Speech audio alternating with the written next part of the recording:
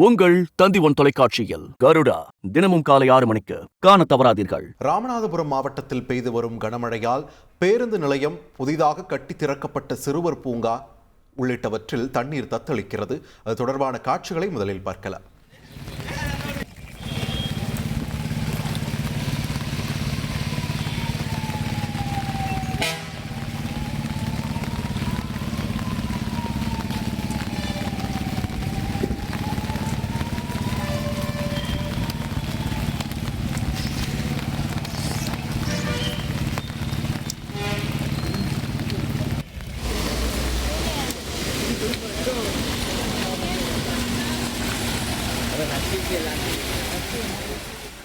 தொடர்ந்து கூடுதல் தகவல்களை எமது செய்தியாளர் சோனைமுத்தன் வழங்கிட கேட்கலாம். சோனைமுத்தன், வணக்கம்.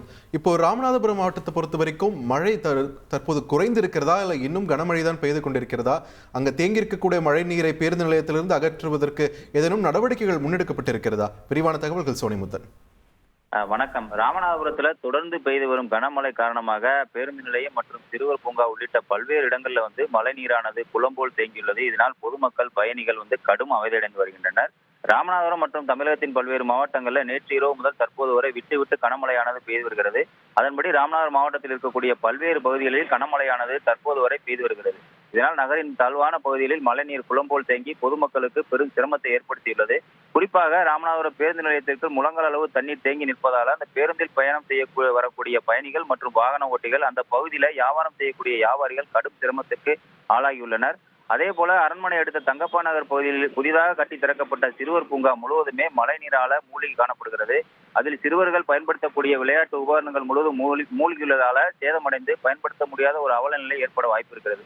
ஆகவே மாவட்ட நிர்வாகம் உடனடியாக தலையிட்டு நகரின் பல்வேறு பகுதிகளில் தேங்கியுள்ள மழைநீரை அப்புறப்படுத்த அந்த பகுதி பொதுமக்கள் தொடர்ந்து வலியுறுத்தி வருகின்றனர்.